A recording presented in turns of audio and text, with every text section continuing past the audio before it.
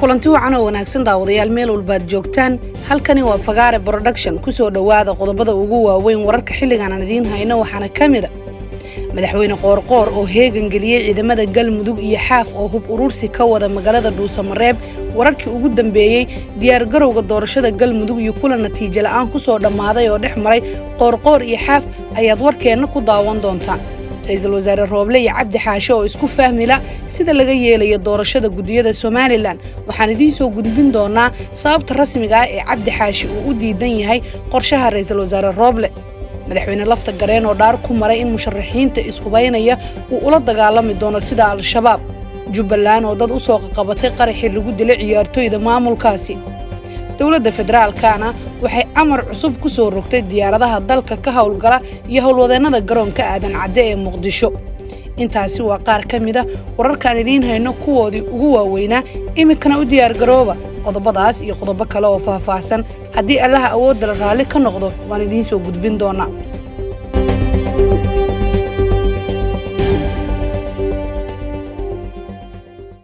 mar kale habeen wanaagsan dhageystayaal intaynan wararka u guda galin haddaad nagu cusub tahay daawada waxaan kaa codsanaynaa inaad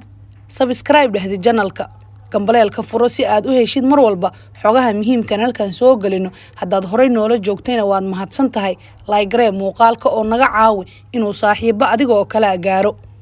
waxaan ku bilaabayaa wararkeena magaalada Dhuusamareeb ee caasimadda maamulka Galmudug oo kamid ah magaalooyinka sida weyn looga cabsida qabo indii ku daato doorashada awgeed ayaa waxa ka socda dhaqdhaqaaqyo iska soo horjeeda madaxweynaha dowlad goboleedka Galmudug Axmed Cabdi Kaariyo Qoorqoor ayaa qaaday tallaabo culus oo ka dhana musharaxiinta ku sugan Dhuusamareeb ee abaabulka wada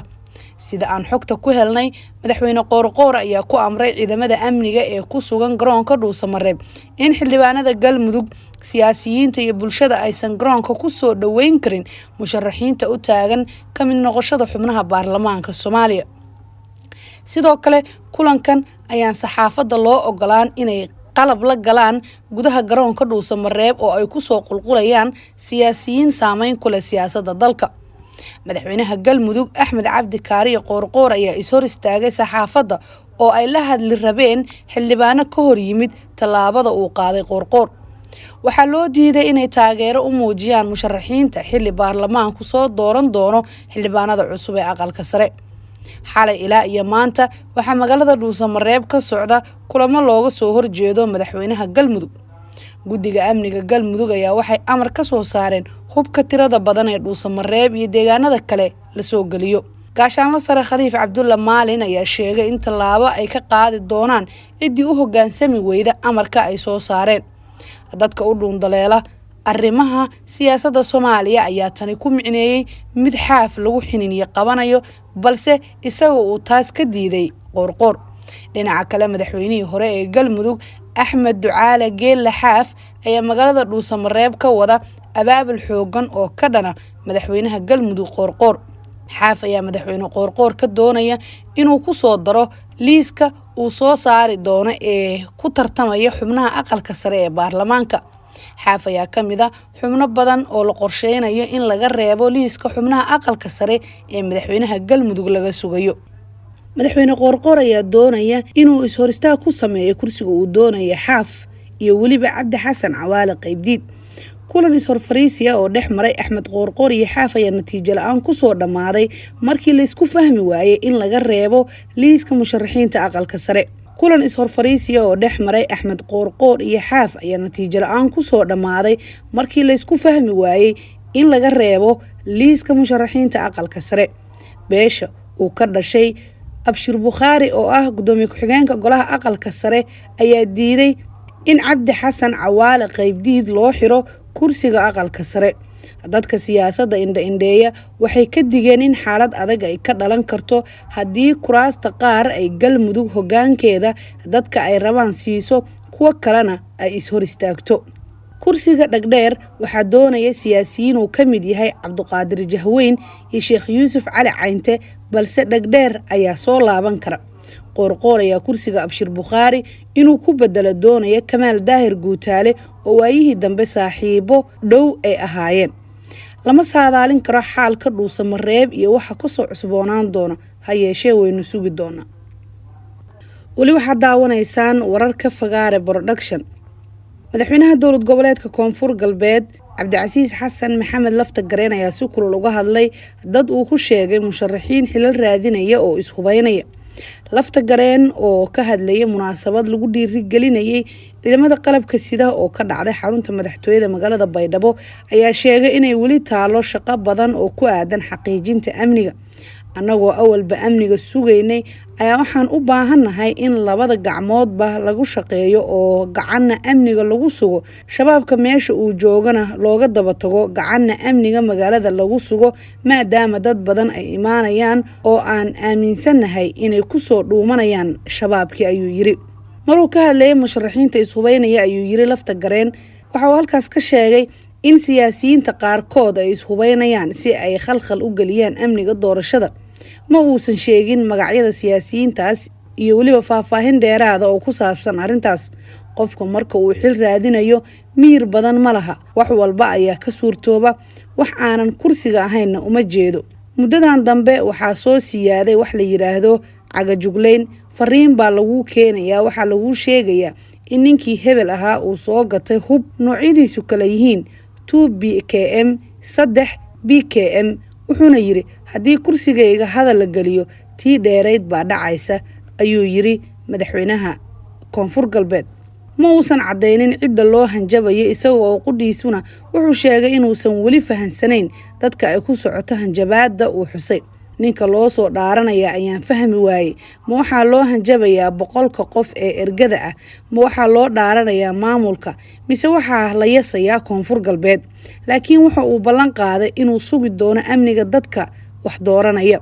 doorashadu waa tii dadka wax ku dooranayay la tuugi jiray, wax la siin jiray oo been iyo run la isugu dari jiray. laakiin haddaad dhahdo waan idin dhammaynayaa oo hub baan idiin soo qaadanaya, waa tii shabaabka oo kale dadka wax ku dooranaya ee shacabka ah. waxaan u ballan qaadaynaa inaysan jiri doonin cid nabadgelyadooda waxyeelayn karta. waxa uu sheegay in ilaa iyo 27 saldhig oo ciidan ah ay ku yaalaan magaalada Baydhabo, askartuna ay heegan ugu jiraan sidii loo sugi lahaa amniga. qof walba oo reer Koonfur Galbeed waxaan ku soo dhaweynaynaa gacmo furan, kan wax dooranaya iyo kan la dooranayo amnigooda annaga ayaa ballan qaadnay. cid walba oo khalkhal gelinaysa iyo al-shabaab waa isugu kaayamid, waana ka qabanaynaa ayuu yiri madaxweyne Laftagareen. doorashada aqalka sare ee maamul goboleedka Koonfur Galbeed ayaa la filayaa inay dhacdo dhawaan 31 bishii July ayuu madaxweyne Laftagareen soo saaray liiska musharaxiinta u tartami doona kuraasta aqalka sare ee maamulkaasi. hay'adda duulista rayidka Soomaaliyeed ayaa soo rogtay amar cusub oo ku waajibinaya in howlwadeenada diyaaradaha dalka ay xirtaan afsaabka ama face mask si looga gaashaanto mowjada saddexaad ee cudurka COVID-19. qoraal ka soo baxay hay'adda duulista rayidka Soomaaliyeed oo ku socday howlwadeenada diyaaradaha ayaa waxa lagu faray in dhammaan howlwadeenada diyaaradaha dalka ka shaqeeya ay qaataan afsaabka iyada oo la dhaqan gelinayo tilmaamaha caafimaad ee wasaaradda caafimaadka Soomaaliya. amarka cusub ee ka soo baxay hay'adda duulista rayidka ayaa waxa lagu sheegay inay qayb ka tahay dadaalada looga hortagayo mowjadaha cusub ee cudurka COVID-19, isla markaana ay kiisaska cudurku sare u sii kaceen dalka.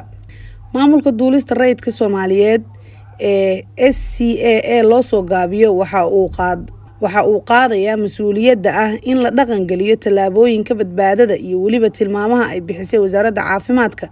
si loo ilaaliyo baa la yiri rakaabka saaran diyaaradda iyo kuwa adeegsada gegida diyaaradaha Soomaaliya, loona yareeyo faafitaanka halista fayraska ee corona.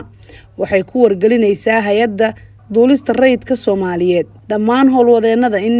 afxirka ama face mask ay qaataan ayaa lagu yiri qoraalka. sidoo kale waxaa qoraalka hay'adda duulista rayidka lagu sii adkeeyay go'aankii hore ee ahaa in rakaabka ka dhoofaya garoomada dalka ay xirtaan afsaabka kahor inta aysan u gudbin gudaha diyaaradda. amarkan ayaa imaanaya xilli maalmihii u dambeeyay ay sare u kaceen kiisaska cudurka COVID-19 ee dalka,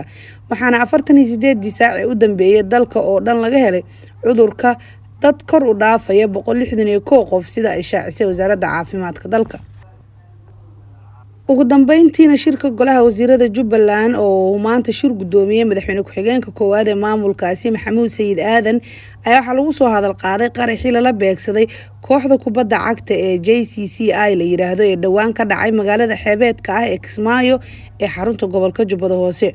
ugu horeyn shirka ayaa waxaa warbixin looga dhageystay wasaaradda amniga taas oo ku aadan qaraxii Kismaayo iyo amniga guud ee dowlad goboleedka Jubbaland. wasaaradda amniga ayaa shaaca ka qaaday in tiradada loo soo qabtay qaraxii kuwaas oo ay ku tilmaamtay inay weli ku socdaan baaritaano dheeraada.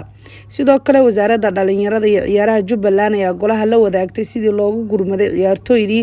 ay waxyeeladu ka soo gaartay qaraxaasi oo geystay khasaare kala duwan oo isugu jiray dhimasho iyo dhaawac fara badan oo weliba u badnaa qaar ka mid ah ciyaartooydaasi. golaha ayaa sidoo kale soo jeediyay in la xoojiyo amniga si looga hortago weerarada iyo dilalka qorsheysan maadaama haatan lagu guda jiro doorashada xildhibaanada labada aqal. ugu dambeyntii wasaaradda maaliyadda ayaa gudbisay xeerka isbedbedelka sharciga qoondada kaas oo goluhu ay falanqeyn kadib dib ugu soo celin doonaan fadhiyada kale ee soo socda. Jubbaland ayaa haatan bilowday doorashada Soomaaliya gaar ahaan golaha aqalka sare ee Soomaaliyeed iyadoo senataro cusub lagu doortay magaalo xeebeedka Kismaayo. waa tahay daawadayaal gudahaan warkeed ka daawanayseen Fagaara Production waa naga intaa wad ku mahadsantihiin daawashadii la socodka wararkayaga intaan warkan warxigaan isugu imaan doono waxaan idinkaga tegaynaa salaamullaahi calaykum.